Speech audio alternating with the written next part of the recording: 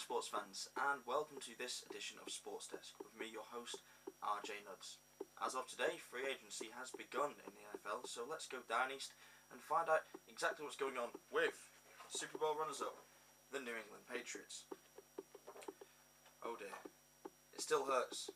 Another year, another set of dreams, another group of young men coming together at the right time, only to fall at the very final hurdle to their new arch rivals, the New York Giants. So, what are the Patriots going to do in the off-season to make sure the same thing doesn't happen again? What are they going to do to ensure that they might be able to grasp their fourth title under Bill Belichick? It's been elusive for a while. They've been in the Super Bowl twice and lost in recent years. In Super Bowl 42, heartbreakingly losing 17-14 to the Giants, and most recently Super Bowl 46, when again the Giants were their defeaters. So, the Patriots are giving the franchise tag to wide receiver Wes Welker, whose services have really enhanced the Patriots since he joined them from the Miami Dolphins in 2007. He's performed admirably in every regular season to date. He is really one of the main reasons why they managed to go 16-0 in that legendary 2007 season, and unfortunately for him, were it not for a dropped pass in the Super Bowl, the Patriots might have been able to hang on to their slender lead and claim that elusive title. But with him in place and with contracts, long-term contracts for Tom Brady and his tandem of Titanic tight ends, Aaron Hernandez and Rob the Gronkowski, we can expect the Patriots juggernaut to roll through the regular season as easily as a fat man down a wet hill. So the Patriots are so well constructed they rarely lose players through free agency against Coach Bill Belichick's will. That's a difficult thing to say. They aren't the biggest spenders in the league, but they always attract the marquee players simply because they can offer consistent postseason play, high competitiveness in a tough division, and a great deal of exposure and satisfaction for any professional footballer. The biggest news for the New England faithful to be aware of would be the current availability of St. Louis Rams wide receiver Brandon Lloyd. Now, we've talked a lot about Lloyd already. Obviously, he's a priority for new head coach Jeff Fisher to re-sign in St. Louis, but Lloyd's desire to reunite with reinstated offensive coordinator Josh McDaniels, who coached Lloyd in Denver, may make the Patriots the most likely landing spot for this very talented deep threat receiver. A genuine wide receiver is probably New England's most pressing need on the offensive side of the ball, along with a running back that might be able to nail down a long-term spot, which is unusual for the Patriots, given the utility play Belichick expects from his often aging but accomplished backfield.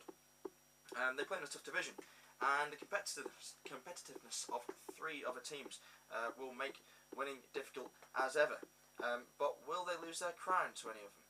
Well, one of the contenders this year could figure to be the Miami Dolphins, who are in the mix to sign Peyton Manning, Tom Brady's longtime rival in Indianapolis, who has been jettisoned into free agency due to a recurring neck problem and the Colts' desire to go younger on the offensive side of the ball. The Dolphins struggled last season, but they had a much better defense than credited. If they manage to land Manning, expect them to be in the mix for the AFC East crown. It would not surprise me to see three teams come out of this division. That would mean, of course, that the two wildcards would be taken up by AFC East teams at the expense of either the Pittsburgh Steelers or the Baltimore Ravens, who have established themselves as perennial postseason contenders. Which seems a little unlikely, but you never know what might happen. The third team who could figure in the AFC playoff picture are the New York Jets. The ever-boisterous Jets, led by the blustery head coach Rex Ryan, are regarded as one of the more Super Bowl ready teams in the league.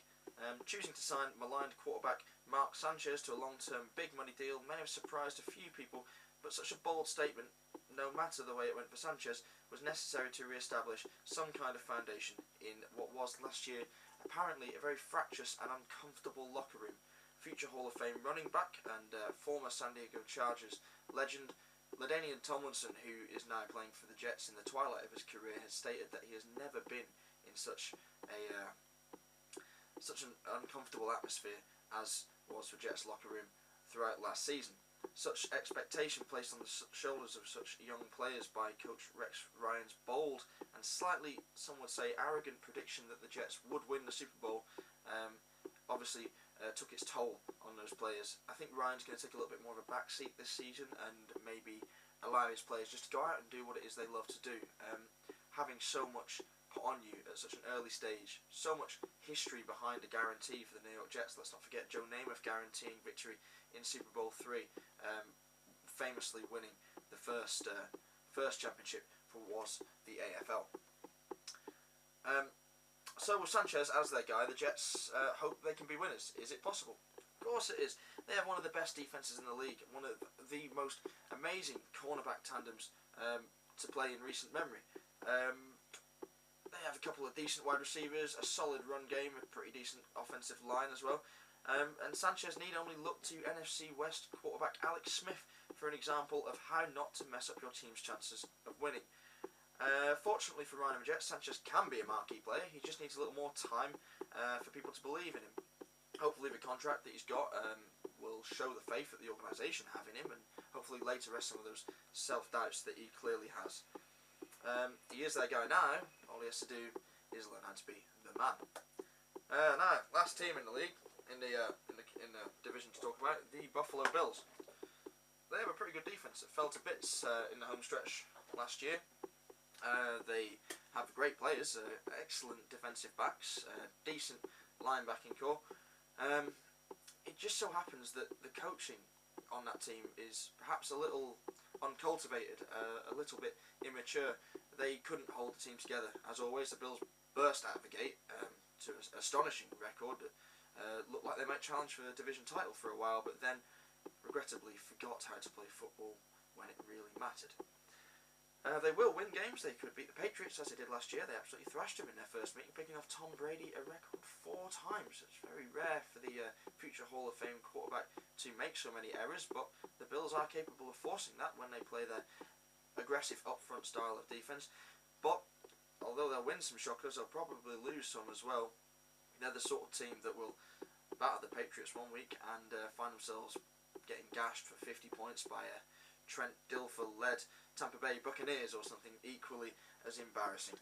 So to conclude, the Patriots should open their arms to Brandon Lloyd and welcome him into the fold. They should go defensive through the draft and try and shore up that awful secondary that really looked to put paid to their chances